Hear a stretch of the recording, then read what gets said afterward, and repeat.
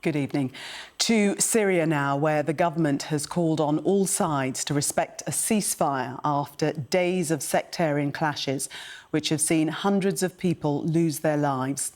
Fighting between the Druze and Bedouin tribes has intensified in the southern province of Sueda, which has become the epicentre of the violence. These are the most dangerous clashes Syria has seen since the fall of President Bashar al-Assad last December.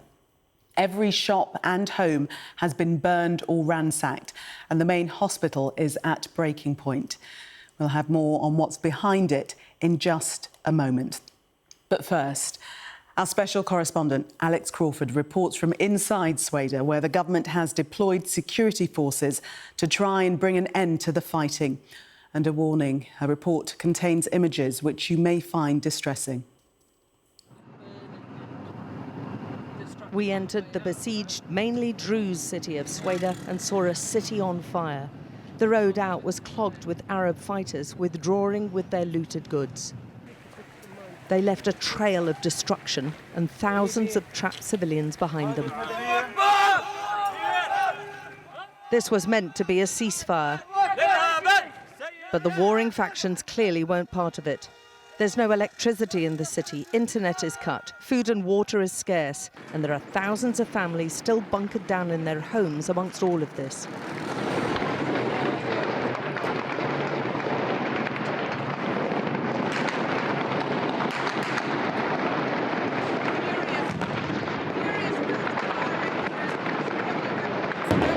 Furious amount of firing and some heavy weaponry coming in now. You can see lots of smoke down there, look, and people running all over the road. They're firing across the street.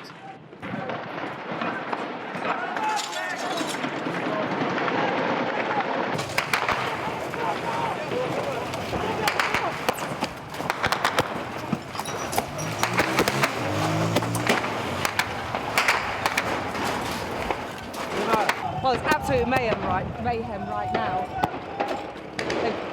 They were basically ambushed. We waited for them to move forward, and then as soon as large numbers of them were there, they got hit. Oh, there's more coming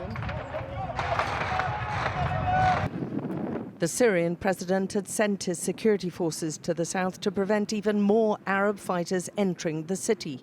The ceasefire included Israel agreeing not to bomb the government forces. But once in position, there was furious resistance.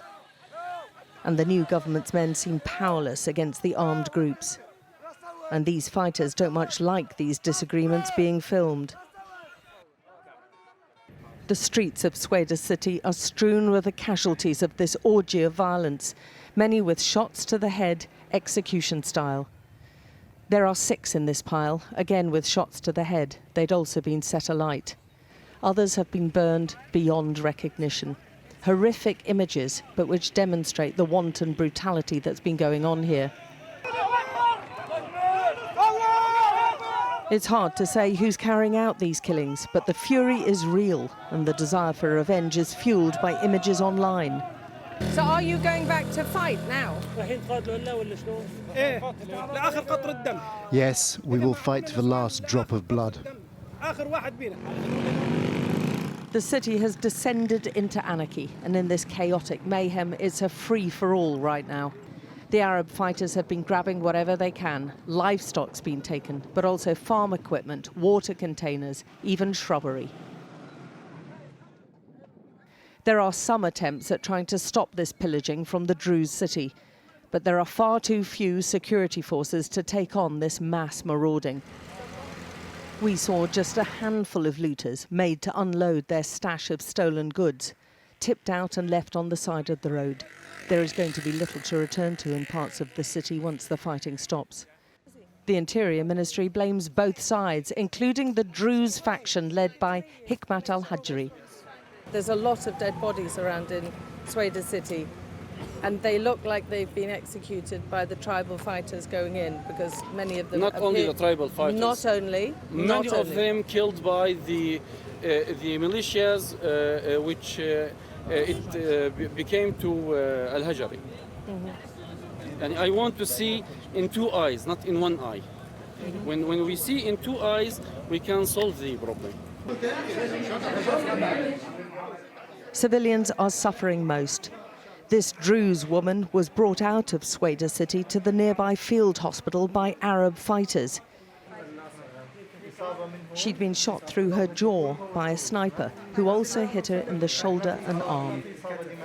Those trapped inside the city say they cannot move out of their homes for fear of being shot. A ceasefire cannot come soon enough for them. A humanitarian corridor is being arranged to try to transport some of the 30,000 people believed to be pinned down in Sueda. But first, the fighting has to stop. Alex Crawford, Sky News in Sueda.